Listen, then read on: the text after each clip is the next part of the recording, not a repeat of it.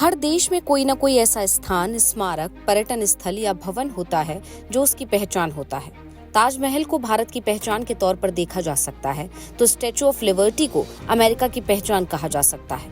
आज की पीढ़ी के लिए ये तथ्य रोचक हो सकता है कि स्टैच्यू ऑफ लिबर्टी अमेरिका को फ्रांस की तरफ से तोहफे में मिला था और ये 17 जून के ही दिन अमेरिका को सौंपा गया था। 4 जुलाई 1776 को अमेरिका की स्वतंत्रता की स्मृति में फ्रांसीसियों द्वारा उपहार स्वरूप दिए गए स्टैच्यू ऑफ लिबर्टी का निर्माण फ्रांस और अमेरिका दोनों के संयुक्त प्रयासों से किया गया था। दोनों देशों की सरकारों के बीच हुए एक समझौते के तहत अमेरिकी लोगों ने इस मूर्ति का आधार बनाया, जबकि फ्रांसीसी लोगों ने मूर्ति को आकार और स्वरूप दिया। तांबे की ये शानदार प्रतिमा अमेरिका के न्यूयॉर्क शहर के मैनहट्टन में लिबर्टी द्वीप पर स्थित है। 17 जून 1631 को मुमताज ने एक बेटी को जन्म दिया। बच्चे के जन्म के बाद उसी दिन मुमताज का निधन हो गया। उस वक्त दक्कन के खां जहां लोधी ने शाहजहां के खिलाफ विद्रोह कर दिया था। शाहजहां इस विद्रोह से निपटने के लिए सफर पर थे। मुमताज भी उनके साथ थी।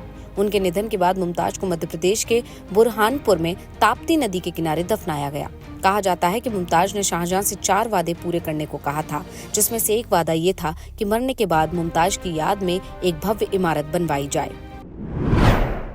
खां जहां लोधी से निपटने के बाद शाहजहां आगरा पहुंचे और मुमताज को किए वादे को पूरा करने में लग गए।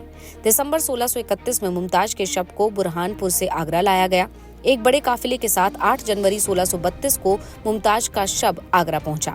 शाहजहां ने आगरा में यमुना नदी के किनारे एक भव्य मकबरा बनवाना शुरू किया।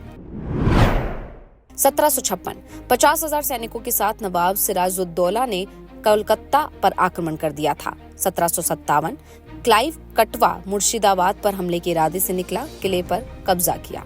1799 इटली को नेपोलियन बोनापार्ट ने अपने साम्राज्य में शामिल कर लिया।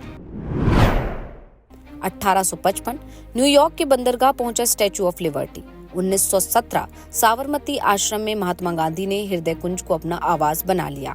1938 चीन के खिलाफ जापान ने युद्ध की घोषणा कर दी। 1944 द्वितीय विश्व युद्ध में जर्मनी ने किया समर्पण। 1970 पहली बार किडनी प्रतिरोपण का ऑपरेशन शिकागो में शुरू हुआ। 1974 11 लोग ब्रिटेन की संसद में हुए बम धमाके में घायल।